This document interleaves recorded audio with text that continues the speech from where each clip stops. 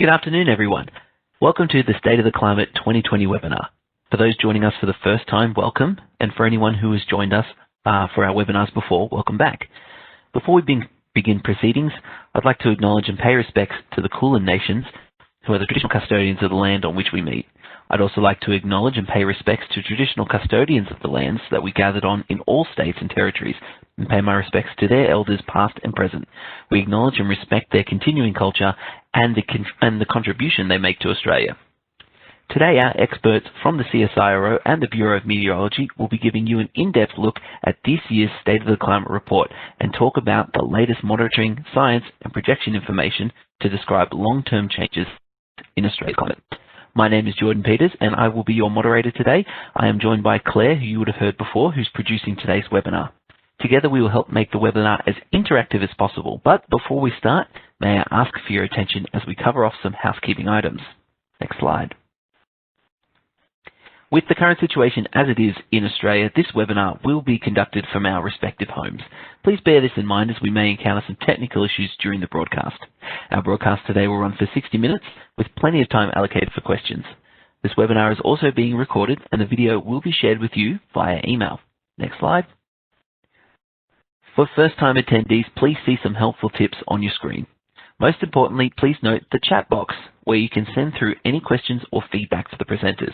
Please use this and not the Q&A box to send your questions to us during the session, and we will enter as many as possible during the allocated breaks. It is the speech bubble button on the right-hand side of your screen, just down the bottom. The icon will turn blue once it's on. If you want to test out the chat box now, feel free to tell us your name and where you're dialing in from. Next slide, please. And finally, I'm delighted to introduce you to our presenters from the Bureau. We have Dr. Lynette Bedio and Dr. Michael Gross from the CSIRO. Dr. Lynette, leads the Long Range Forecast Team as part of the Operational Climate Services section at the Bureau of Meteorology. Now, that section is responsible for the preparation and analysis of Australia's instrumental climate record and issuing outlooks of climate conditions for the upcoming seasons, Dr. Michael Gross is a research scientist at the CSIRO. He has a strong interest in climate research and leads the NESP Earth System and Climate Change Research Hub project on regional climate change projections research for Australia and the Pacific. Wow, welcome team. What a great team we have for you guys today. We're going to get straight... Sorry, I cut you off there. We're going to get straight into the presentation. You know, we've got a lot of people who want to hear a lot of what we have to say today. But just a quick reminder before we start, if you have a question now or you see something in the presentation that you'd like to ask more about, please send us a question using the chat box. We're taking questions for the entire session, so get them in nice and early for the team. Now, I've done enough talking and I've also cut Lynette off a few times, so let's get straight into it. Lynette's going to take us through what we'll be hearing about today. Thanks, Jordan. So I'll get started, and really good to be here to explain this report, which I think is an important report from the CSIRO and Bureau of Meteorology, and important just touching on all aspects of our lives in Australia. So I do want to stress though at the start, it's Michael and myself talking here today, but there's a lot of scientists across both organisations that put their time and efforts into this report, and also a lot of other people supporting this report as well. So I'll be talking today mainly around the land-based sections of the report, and then Michael will talk about the atmosphere, the oceans, and the future of the report. So what is this State of the Climate report? We release this report every 2 years, and it's a bit like a report card of what changes we've seen in Australia's climate. So we released the first one in 2010, so 10 years ago. So this is the 6th report that we've released. And we often get asked the question, what's different about the report? But one of the main things is what's the same about the report. We've seen these long-term trends across Australia's climate.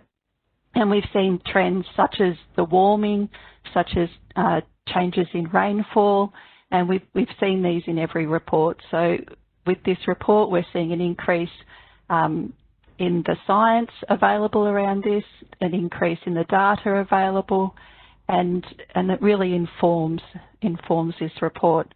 Really, and as I said, really drawing on that best available science from both organisations and the wider community as well. Really important in the report, and as we've seen in past reports, is that we're experiencing climate change now, and it's impacting on our community, and it's impacting on industry and many other sectors as well, as we saw over the severe summer that we just saw with those bushfires and extreme heat.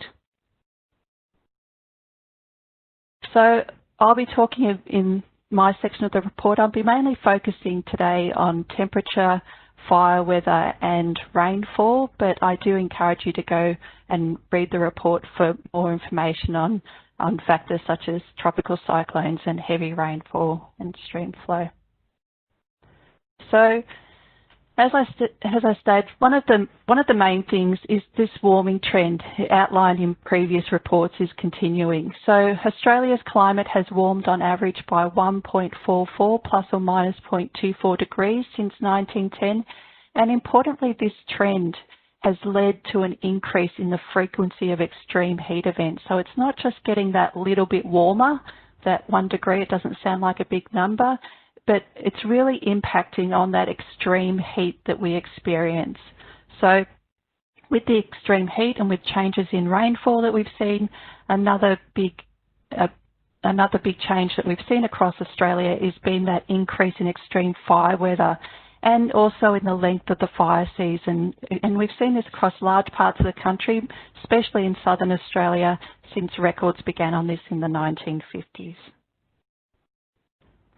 So what do we see across Australia? So temperatures are warming, and we've seen this for a number of years. And when you first look at this graph, I've got my new little laser pointer here, so I'm gonna use it. So when we first look at this graph, we can see that Australia's climate is highly variable. We have warm years and we have cool years. And it's still in this more recent, around 2019, that we just saw last year, Australia's warmest, driest year on record, but we still have that variability. We can still see earlier on in the early 2000s associated with the cooling of the La Nina event. We saw cooler years, but we do still see that variability, but that variability is now on a trend. That 1.44 degrees trend, if you put a line through this orange curve, the surface air temperature, we can see that that variability is now happening on a trend. So we're seeing warm years, warmer than we've ever seen before, and we're seeing years, those cooler years, are now around as warm as what a warm year was in the past. And we're on that trajectory, we're on that warming trend.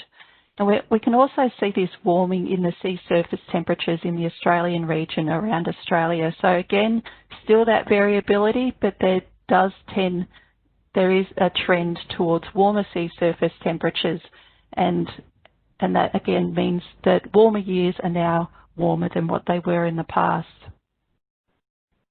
Now, this is a really interesting graph, which I really like, which I really think explains why that 1.44 degrees, why is that 1 degree shift so important? So if we have a look at these curves, and I like to, we're talking virtually, I usually, if I'm talking to a room, I say, if everybody stood up, you can't see me, but I'm about average height, so most people would be about average. If we lined everybody up from shortest to tallest, we'd have some very short people down here, and I'm sure we'd have some very tall people on the call, but most people would be about average. So we can do that with temperatures. This is looking at monthly temperatures here, and we can line up our temperatures. So we can have our very cool months here, and we can have our very warm months here, and our sort of average months around the zero here, with most months being around average. So we can look at how this has changed with that 1 degree shift. So if we move those curves over 1 degree that way to the right, how does that change? So what we used to see in 1960 to 1989, that lighter orange curve, those really warm months that we used to see 1.87% of the time, or nearly 2% of the time, we now see over 12% of the time. So a real shift in the frequency of those very warm months with just a little shift in the temperature. And you can imagine what's going to happen when we're going to move those curves a little bit further to the right. We're going to see a real increase in what used to be considered an extremely warm month. And we can also see this in daily heat extremes as well. So this is the top 1% of all such days on record and relative to the month that it's in. And we can see that in 2019 we have had 43 of these extreme days, these top 1% days. And we can see at the start of the record, back in 1910, when records, when our high quality temperature records began, that we went some years without seeing this this top 1%. But now, in the latter part of the record, most years we'd see an extremely warm day, and again in 2019, the real standout there with 43 of these extremely warm days. And we're seeing this across all seasons. Now, we've talked about temperature, and another big change that we're seeing across Australia is in rainfall. And of course, rainfall is still highly variable, and I'll come to that in later slides. But looking here, we have a decile map. So deciles show, they put, again, line everything up and put everything into 10% bins. So we have the bottom 10% very much below average, and that darker orange lowest on record. So we can see that if we look at the last 20 years, and we're looking at April to October here. So why do we look at April to October? It's a really important season across, a really important period across southern parts of Australia. It's the period where we have a lot of agriculture, a lot of crops are grown, and it's also a really important period for renewing those water resources, for filling those dams, for wettening the soils. So it is an important period across Australia, and we've seen a real shift in rainfall across that period. In northern parts of Australia, it's the dry season, so we've just faded that out because we're talking about lower totals here. But across southern Australia, what we've seen is we've seen a shift in the weather systems further south. So those weather systems that used to bring the rainfall, that reliable frontal rainfall to southern parts of Australia, we've seen a shift in those further south. So we're not seeing that as much in recent years. So this was first noticed in Western Australia, in the southwest of Western Australia, because during this period they get most of their rainfall from these frontal systems. So they saw that drop in rainfall earlier. In southeast Australia, we did see it a bit later because we get our rainfall from other sources. We can get it from the Tasman and from more tropical sources, but we also are reliant on that frontal rainfall as well. So across that 20-year period, compared to all other such 20-year periods on record, we've seen the recent 20 years have been very much below average to lowest on record for some of those regions. And looking at the southeast, as I said, it is highly variable. So we can see those ups and downs, but what we could see, and especially as we lived through the millennium drought in the southeast, what's a characteristic of that? We saw those really dry years. We saw years that are close to average, but we haven't really seen those really wet years. We've seen fewer of those really wet years to really recharge and replenish those water resources and provide those good years for agriculture. And as I said, we saw that start a little bit earlier In southwest Western Australia, we can see that starting from around the 1970s, that pattern towards more of those dry years and less of those really wet years. But still, again, still highly variable, so not every year is a dry year. In northern parts of Australia, rainfall is really variable. You have those large totals with the northern wet season. So we have seen those wetter years more recently in the past 20 years. So again, we're looking at the top 10% here, very much above average. So large parts of northern Australia have seen very much above average rainfall over the last 20 years, again with some variability. But there is such large variability across northern Australia, so it is really hard to get a trend, a statistically sound trend out of that. Now, with changes to rainfall and changes to temperature, we're also seeing an impact on other parts of our climate, such as fire weather. So I want to be clear here, I'm not talking about fire occurrence or the number of fires. I'm talking about the weather when you do have that, you do have the right winds, the dry conditions, the heat. I'm talking about that weather that's conducive to fire potential. So what we've seen is an increase in the annual frequency of dangerous fire weather days across Australia. So especially in southern parts of Australia. So looking at the dangerous fire weather days in the first part of the period compared to the second, we can see there's been an increase in large parts of Australia. And what we've seen is we've seen an increase in the intensity of fire weather days, and we've also seen an increase, we've seen an earlier start to the fire weather season in parts of southeastern Australia. So, and that has real implications for how we manage fires and also how we share resources across Australia and globally. So I'll pause there now, and I think we're pausing for questions. Yeah, this is the best time to get some questions out just before we hear more from Michael when he takes the next section. But speaking of him, I'd like to bring him in now because he's also excellent resource to get your questions answered. I hope that's given you a good explainer of the changes we've seen in Australia's climate. Now, those questions can be answered. Click the speech bubble button on the right side of the taskbar and send them through. It will turn blue once it's on so you know that it's there. Okay, so we're hearing first from Steve. Steve has asked a great question for Lynette. State of the Climate reports have consistently advised that the southeast and southwest of the country are getting drier, while the tropical north is generally becoming wetter. Is there a climate change trend for New South Wales rainfall, and could you explain its climate driver? Yeah, so that's a really great question, actually. So we've talked about the southwest and southeast, and I will say that that southeast, that graph that you saw, does include southern parts of New South Wales. So what we see across New South Wales are very different rainfall regimes. It's highly variable.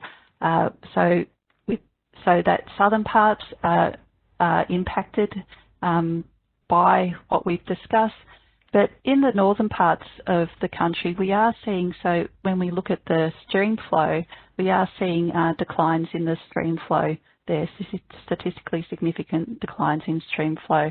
But we do see variability there in terms of the drivers that bring that rainfall, but there are some studies going on looking at that rainfall in New South Wales. I'll bring Michael in now.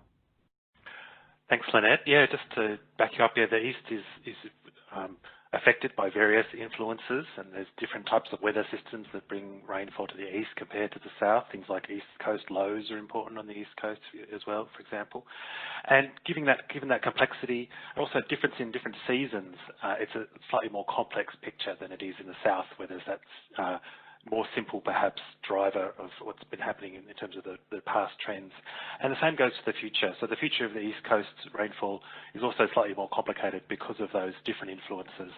And what's going to happen to, for example, the El Nino Southern Oscillation has a big influence on eastern Australia. So that's also an important factor. Excellent. Okay. So we're going to keep with you, Michael, because we've got a great question from Lance. But I'll ask, when you answer this question, can you either move the microphone a little bit closer to you or talk a little bit louder, because I'm having a little bit of trouble hearing you. Lance has asked, he reads and hears the words chance, possible, highly likely, probability, etc. when it comes to climate and weather forecasting. Do such words have a percentage confidence level? So possible might be 50% or probable 80%? Thanks. That's a really interesting question. And I know people would ideally like a quantitative measure of probabilities.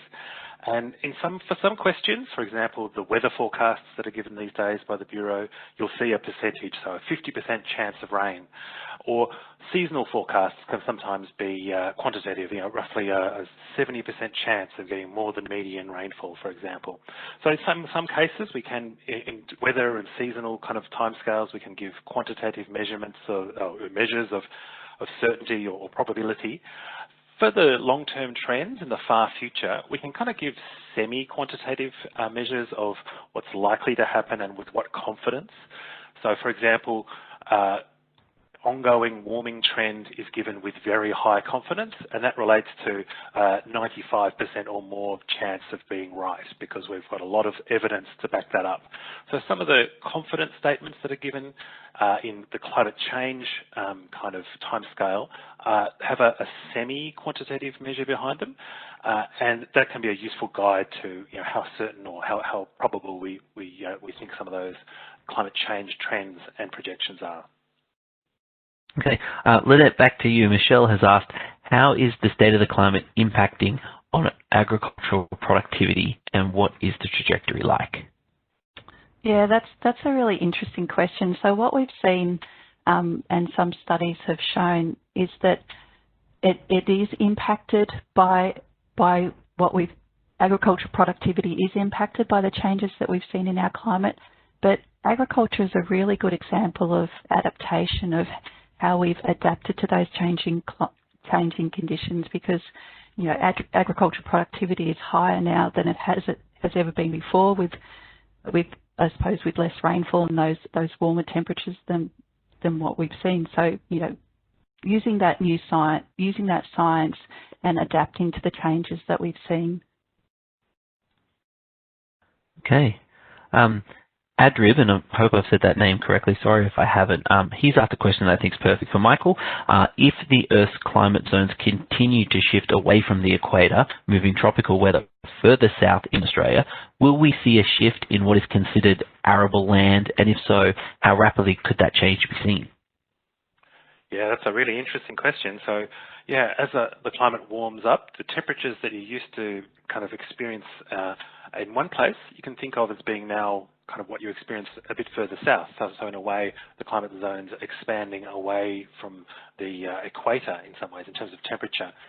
In terms of rainfall, some areas getting drier might lead to some marginal areas of land becoming even more marginal, and that could also accelerate or move some of those zones of agriculture and biogeography that we experience. That can definitely happen. It also happens in the oceans. So the East Australia current coming down the southeast coast of Australia has been strengthening and warming, and that's meant that the zones where we find different marine life is moving further south, and things being found in Tasmania now that weren't found there before. So that kind of effect also happens in the ocean. So yeah, it's definitely a factor of a warmer climate, and changes to rainfall can change those zones of what's suitable for doing what, and that can continue in the future. Okay, and another question now for you, Michael, from Rees. He's asked, at what locations and how often do we gain ocean temperature data? Sure. So I'll be talking a little bit about oceans in the next session, but there's some really cool new technology for observing our oceans that CSIRO and as part of international collaborations are involved in. So we've always had ship-based measurements where ships go and take samples and measure the ocean, measure temperature, etc. And since basically the 1980s, we've been able to use satellites technology to take measurements of the ocean. But now, since the 2000s, we've got this new program of what we call Argo floats, which are kind of autonomous robotic sensors that take samples and measurements of the ocean and relay that information back to land by a satellite. And that has just exponentially increased the number of measurements of the ocean that are possible, increased our underpinning data sets and therefore our understanding of ocean processes. Okay. This is a question without notice for both of you. You've just talked about a technological shift. This last report came out 2 years ago. What has changed technology-wise between the report 2 years ago to now? It's become easier to report, harder. How is it shaped out for putting this thing together? I'll start. So one thing you might have noticed is that we now have a precise number on the warming trend. So that's one part of the science, that we have the science now to report on the precise number. And I think it comes into that first question as well around, so when we were talking about around 1 degree or just over 1 degree, people had in their minds different numbers for those qualitative statements. So we now have the science to give that more precise number. I think too, we've also, in the last 2 years, we've seen a lot of work we've seen a lot of work around bushfires with those really severe bushfires that we saw over summer. We've seen a lot of work on not just those larger bushfire trends, but on the changes in bushfire weather, such as the changes in weather, during a bushfire. Okay. Yeah, just to add to that, I think there's technology like measuring the atmosphere, ocean, land, but then there's also been improvements in data processing and the models we rely on for analysing data and producing simulations. There's improvements all the time. But I should have emphasised that those long-term monitoring and observation platforms are kind of the bread and butter of climate monitoring, and that needs to be continued and expanded to provide the input into these other kind of more technologically fancy improvements we do. Okay. Just really quickly, last question for you, Lynette. Debbie has asked, can you comment on rainfall trends in Queensland Murray-Darling Basin? She thinks they were faded out on the map shown, though they appeared to be showing a drier trend. Yeah, so they do. You're right. They do show for that period. They do show a drier trend now. And we've also looking at the report, we've seen downward trends in stream flow across some of those regions as well. Now, for parts of for southern Queensland, it's not that April to October period is not the primary time of year for rainfall for some of those areas. So there is a little bit of a shift there, but you're right. There has been in that last 20 years, looking at that decile map, it has been a dry period compared to other such periods on record. Okay, well, we're going to continue with the presentation now, but we are getting some fantastic questions in, so we're going to get to as many as we can. But first, Michael is going to be talking a little bit about the next section of the report. Thanks very much, Jordan. And so we often think about the climate as being the average weather. So we get the weather measurements and weather reports from weather stations and so on, and you look at that over a long period of time and you generate statistics, and that's one aspect of what we think about as being the climate. But another kind of aspect of the climate is all of the elements of the climate system and all of the elements of the Earth system, what state they're in, how they're interacting, and how they're changing. So this is the oceans, the atmosphere, the land, the ice, and of course the biosphere, the living aspect of the Earth. And so all of these aspects make our climate system and determine our climate.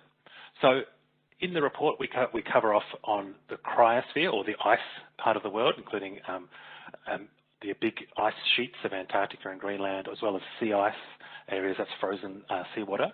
I'm not going to cover that today, but I will cover a little bit on some of the ocean aspects. So we've got information about sea surface temperature in the report, but we also cover ocean heat content, which I'll explain in a moment, sea level changes, ocean acidification. We also have a big section on greenhouse gases, because we have known for a long time that the concentration of greenhouse gases in the atmosphere is a big driver of our climate and has been the predominant cause of a warming climate in the last few decades of the global temperature. And then I'll talk a little bit about future climate at the end. So just going to the next slide. Sea level, as the climate has warmed, oceans accumulate heat, and that makes the seawater expand a little bit. Also, ice on land has melted, and that water enters the sea. Both of those things and other factors contribute to changes in sea level occurring around the world. And we've got pretty good, reliable information about changes in sea level from tide gauges at the coast. And since the kind of 1980s, 1990s, we've started to get satellite data that can be brought to bear on these questions. And this is a plot going from left to right from the year 1880 through to the end of 2019 of the change in the global average sea level with the kind of central estimate as the dark line and a kind of an uncertainty range shown as a coloured band, and the two different data sets shown in different colours. So you can see as through time, there's been a very clear direction of change, it's upwards. And not only that, but there's actually been an acceleration of that change. So you can see a slight curve to that line. And that means that recently it's actually been changing at a rate of 3 centimetres per decade in the recent period. Another kind of notable point is that it's now at a kind of a milestone. Since 1880, globally average sea level has risen by around 25 centimetres, so kind of a round number, with a little bit of course, that uncertainty band around that, but that milestone seems like it's been reached now. Of course, sea level rises at different rates in different places because of the regional factors to do with ocean currents and distribution of mass and a lot of other technical reasons. So sea level is rising at different rates in different places around Australia.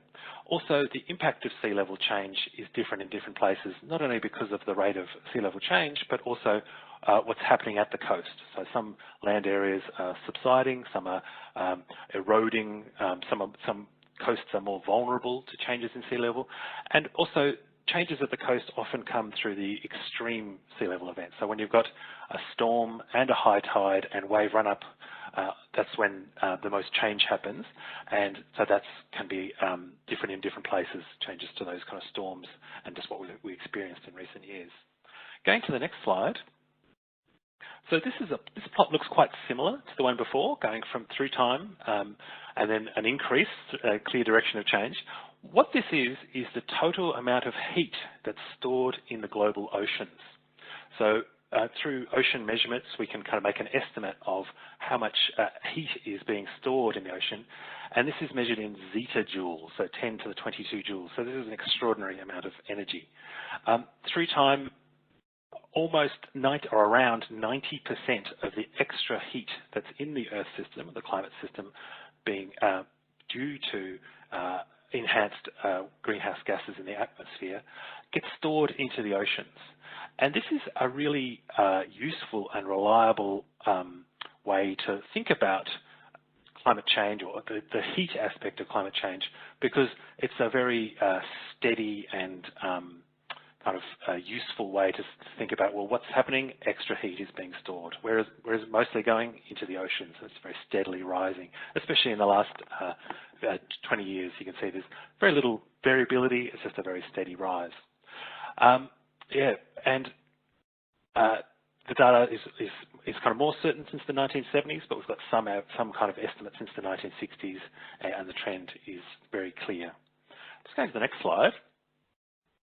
Another plot that looks very similar, an upward trend through time from left to right.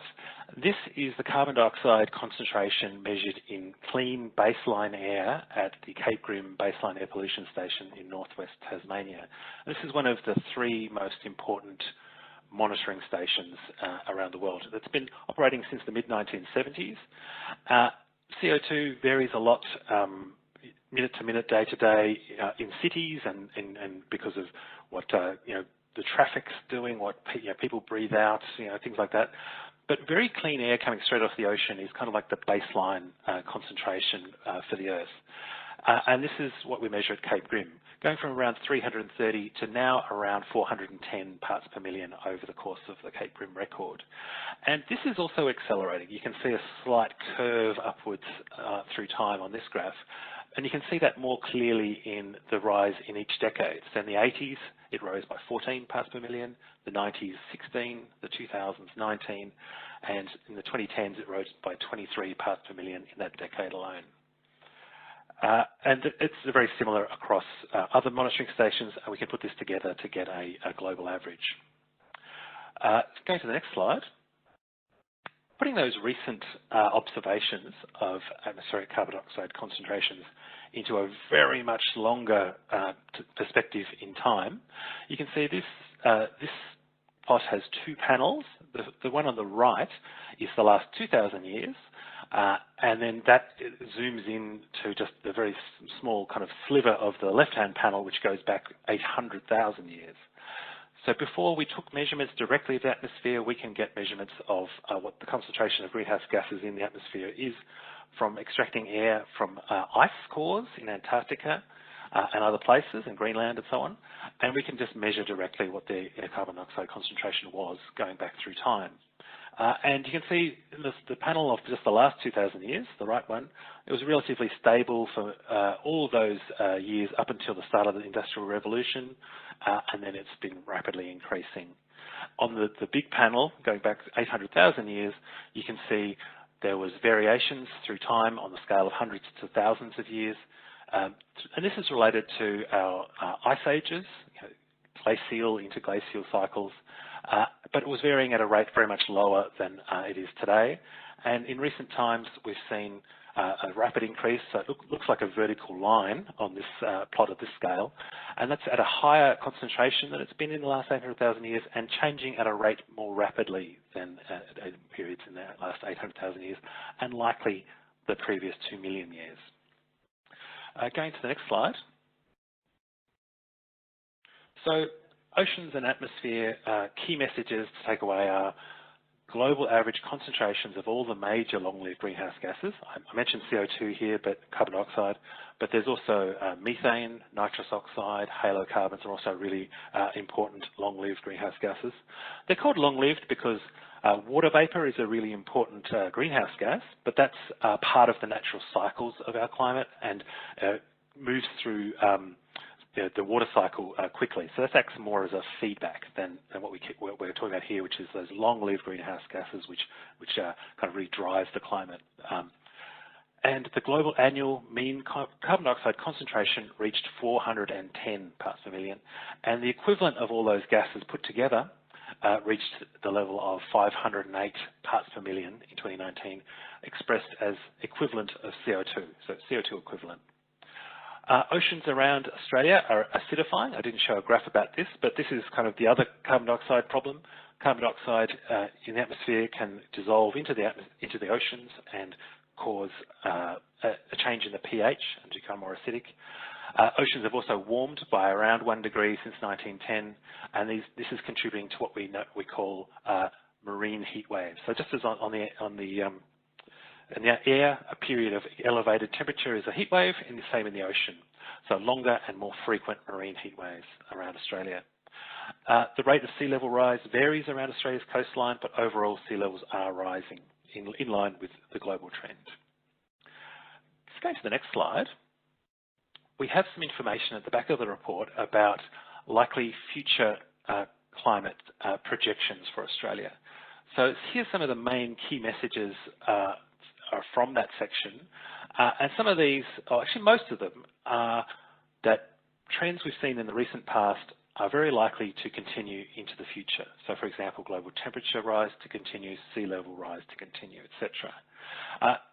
Some things we have to be careful about, whether past trends will continue. So, for example, rainfall may not necessarily go the way it has been in the recent past, but we have some pretty good lines of evidence that the cool season rainfall that's been declining in parts of southern and eastern Australia is likely to continue in coming decades, especially in southwest Australia. Heavy rainfall, that's the hourly to daily intense downpours, are likely to become more intense through time, partly because that's just what happens with a warmer atmosphere. And unfortunately, that longer fire season with an earlier start and more days of dangerous fire weather, that trend is projected to continue. Going to the next slide, putting the recent temperature and future temperature into perspective, we've got this graph in the back page of the report, and there's a lot in this. So I'll just point out a few key parts of this graph, but spend a couple of minutes looking at it and kind of look at the various different aspects of it. So this has got observations and models. We rely on models as a key tool for looking at climate change and climate change projections. And the blue band agrees really quite closely with the observed temperature change in terms of trends. This is the range of recent climate model simulations, and show that the trend into the future, the orange band, is projected to continue. It shows that the change in Australian temperature is now likely above the entire range that would have been expected if we had stayed in a pre-industrial climate. That's the kind of grey band of what we would have expected in terms of variability without a warming trend. So now we can say that we've kind of emerged from that previous climate. It also shows that the new generation of climate models that are emerging now agree quite closely with the previous generation. So there's two different lines of future projections that are essentially the same. It also shows that we're heading towards what Australia would have experienced. The equivalent for Australia is if global warming reached the 1.5 degree and 2 degree global warming level since pre-industrial. So we're heading towards those quite rapidly. And because we get variability from year to year, individual years such as 2019 is now what we could have maybe considered an average year or a new normal year if the world does reach that 1.5 global warming level against above pre-industrial. So again, there's a lot in this graph, and I hope I've pointed out some of the important features, but yeah, definitely have a look at that one. Just going to the next slide. Of course, we're interested in not just averages and not just temperature. So projections of rainfall, as I said, were projected to likely continue declining in parts of southwest Australia and southeast Australia. Here we compare the projections of rainfall change as a kind of a coloured band moving out to 2030, produced by different climate projections projects and research. And you can see how the observations to date since the baseline that they were calculated against are kind of faring. And you can see that, of course, there's a lot of variability year to year, but the projection of the trend at the moment suggests that it's tracking along near the bottom end of those two ranges of change that were projected. So they seem to be not at all being over kind of estimating the potential change so far. So that's all I was going to present for now, and maybe we'll pause again for questions. Back to you, Jordan. Excellent. I did say that we are working from our homes at the moment. There's a big truck behind my house, so I hope nobody can hear that, but we're going to get straight into our questions, and apologies if you can. There's been a ton of questions that have come in regarding tropical cyclones, so I thought maybe we've kind of condensed them into one question. The main thing that we're getting is, can you expand on the projections for magnitude, frequency, and distribution of those tropical cyclones in the future? Yeah, so tropical cyclones, of course, are a crucial, climate hazard in all of the tropics, including Northern Australia. And there's a lot of very high-quality research done on tropical cyclones in Australia and around the world looking at this question. We should say that some aspects of climate and climate change are more confident and more kind of certain than others. there is some good evidence on tropical cyclones, but there is some ongoing research questions that need to be really looked at here. The assessment at the present suggests that the total number of tropical cyclones happening in all the different ocean basins around the world is likely to trend towards fewer, but a higher proportion of those being high-intensity tropical cyclones. And it differs in different places. And of course, there's be a lot of variability year to year and so on going forwards as well. Also, the impact from tropical cyclones is likely to increase due to factors such as they are likely to bring greater rainfall, so more intense rainfall happening before a tropical cyclone of a given category, and also they'll be hitting the coast on top of higher sea levels, so that can add to their impacts as well. So yeah, tropical cyclones are a really important ongoing research topic, but yeah, some important projections of their likely changes in the future are available at the moment. Okay. Now, we do still have Lynette as part of this webinar, which is fantastic because we can direct a lot of questions her way. One's come in from Zarko, and I think this would be perfect for you. Has climate change affected La Nina, El Nino pattern or frequency? Yeah, so that's a really good question. It's beyond the scope of this report, but so this report talks about changes in Australia's climate, those trends. But of course, as has been pointed out, we also rely on a lot of that variability is due to changes in the Indian Ocean dipole and El Nino and La Nina events as well. So not only the changes that we're experiencing directly from climate change, but experience changes in those drivers. There's a lot of research out on that. There's some evidence that we might see more intense events going forward, but it's a really current topic of research for Australia because it is so important to Australia. Okay. Patik has asked, does CSIRO undertake any projections regarding impact of climate change on natural catchment of water reservoirs? For instance, what sort of infrastructure the states and cities need to build for the future? So his initial thoughts are around desalination plants. Is that something that you can answer for us, Michael? I can give you a couple of points, but yeah, it's a big topic. Managing water, of course, is a responsibility across governments, water agencies, and so on, and it can be informed by research. So CSIRO does have researchers and research programs looking at water and the future of water, working in partnership with water managers and so on. And there is ways in which we can translate those future climate scenarios into what it means for water, but then the best what to do in response to that, so in terms of buildings, desalination or dams or whatever it is, it then becomes a policy question, which the science can inform, but goes beyond just the research. But yes, there is some really good research being done in both CSIRO and the Bureau of Meteorology about water, including the long-term future of water availability. I'll just jump in there too, just to say that I think it's a really good example of how the science has informed decision making. So with the example of the rainfall decline in southwest Western Australia, there was a Indian Ocean Climate Initiative, a research project stood up to investigate that decline, looking into whether it was climate change and going to continue into the future. And the government was able to make decisions around rainfall independent water resources based on that scientific information. Okay, we are going to try and get to as many questions as possible before we wrap it up at about 1 o'clock.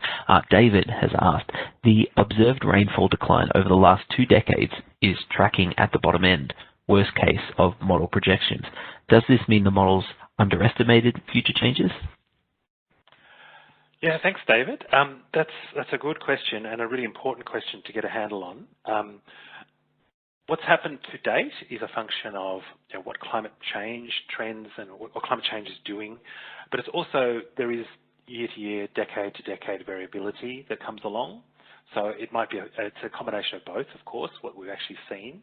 So disentangling those two things is, have we just seen a downswing of variability on top of a trend, or are we actually perhaps being a bit too cautious, or the projections aren't kind of having that bottom end represented well enough. So that's a really important ongoing research question, and it is possible, and it certainly is plausible, that some climate projections actually don't cover the worst cases or worst possibilities for some variables, and they may also underestimate the kind of way in which we may get rapid changes in the climate system. So yeah, good question. Excellent. Sorry, Ciara, I hope I've said that correctly, has asked, fire weather, it's all about fire weather. One measure is change in days, but doesn't include the underlying number of fire days. What is the percentage change in fire days in different regions? I'd have to look at that. So one thing that we did this time, so you might notice that it's a little bit different from last time in that we're looking at the trend in just the accumulated fire weather. So we're looking at just the fire weather that measured by the Forest Fire Danger Index on every day.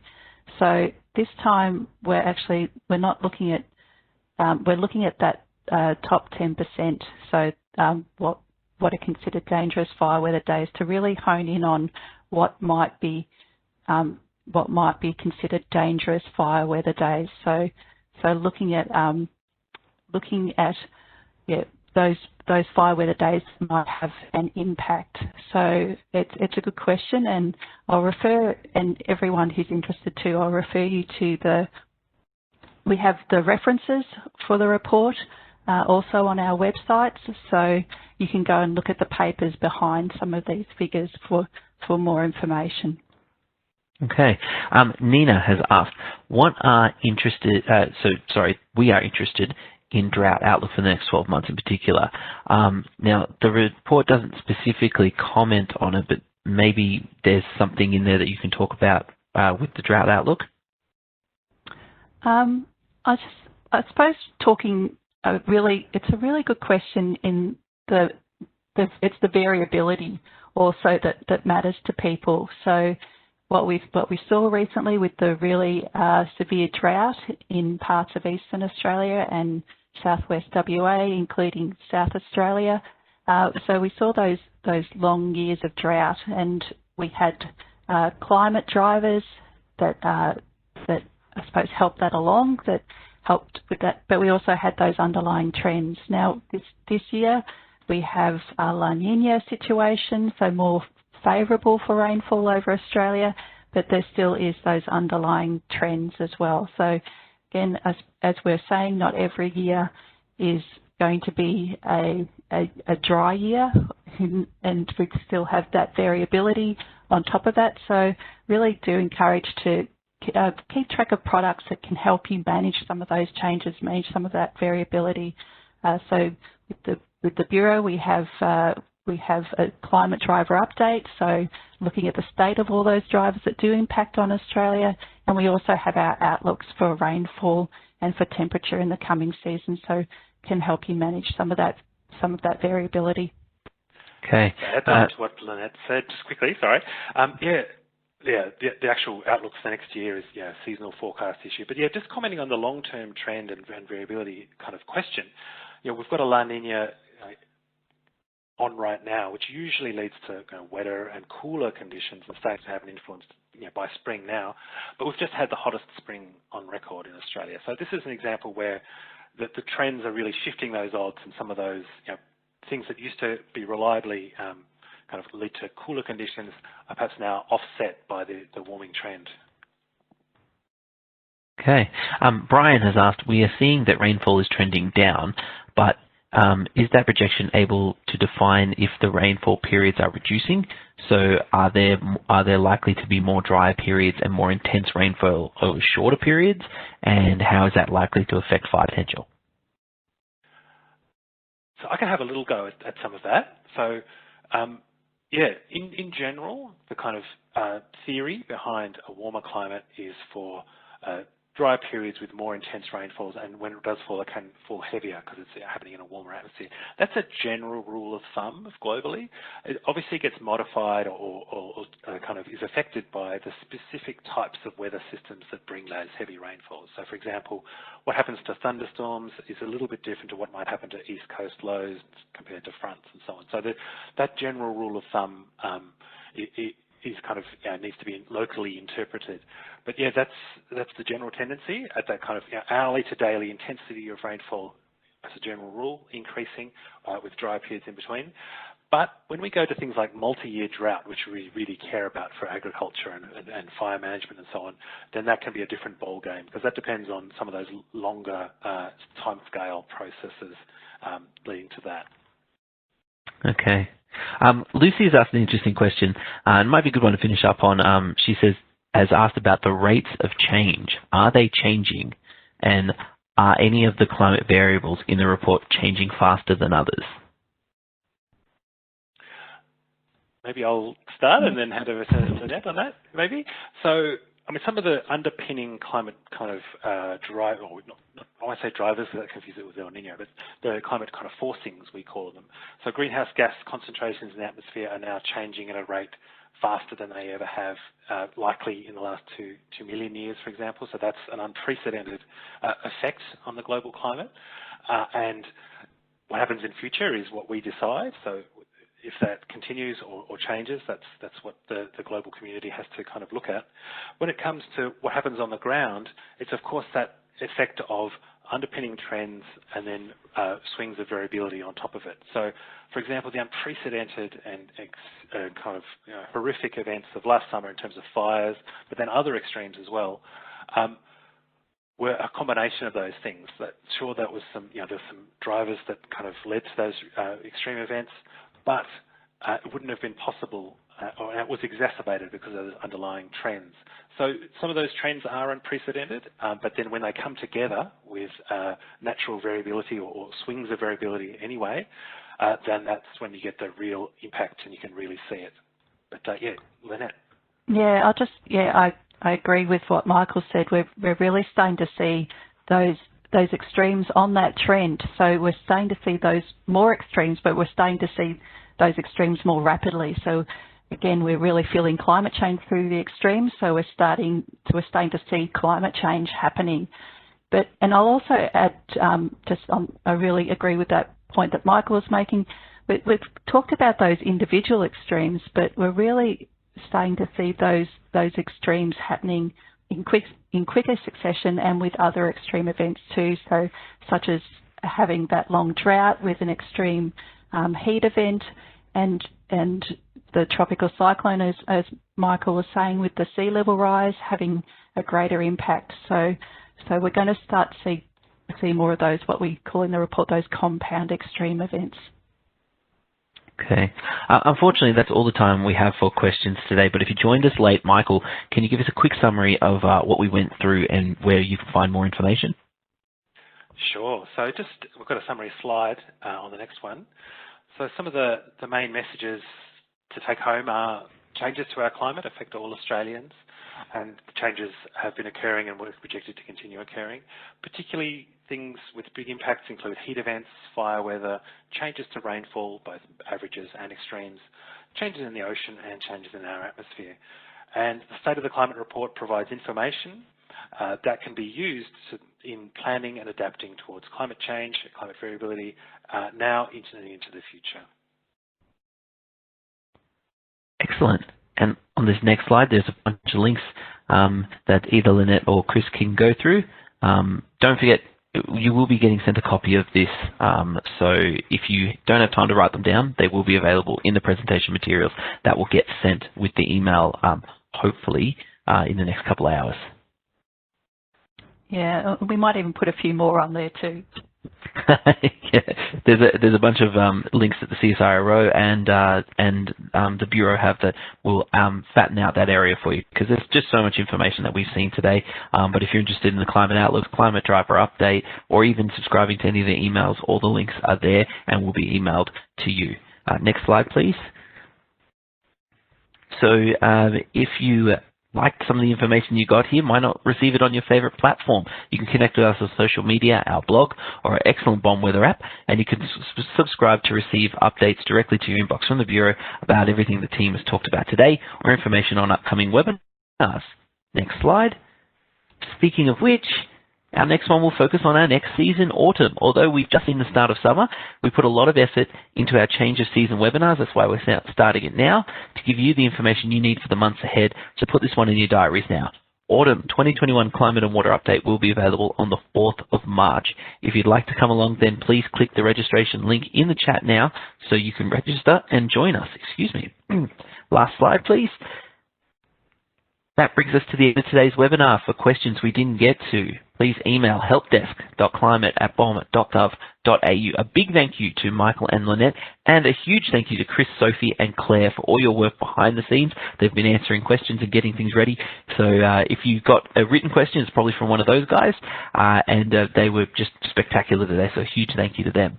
We appreciate your time in developing the content and sharing your knowledge with us, Michael and Lynette. And to you, thank you for joining us and tuning in today. We hope you enjoyed the session, and we do hope you join us again next time. If you'd like to continue the conversation, please use the hashtag BOMBWebinars in your social media posts. As mentioned earlier, this session has been recorded, and we will have the video out as soon as we can, so watch your inbox. Finally, but most importantly, we want your feedback. It's our aim to bring you the highest possible quality webinars, but we can't do that unless you share your experiences with us. Once we close this webinar, a short survey will pop up on screen, and we'd be very grateful if you could complete that anonymously for us. Once again, thank you for your time. We look forward to seeing you again soon. Goodbye.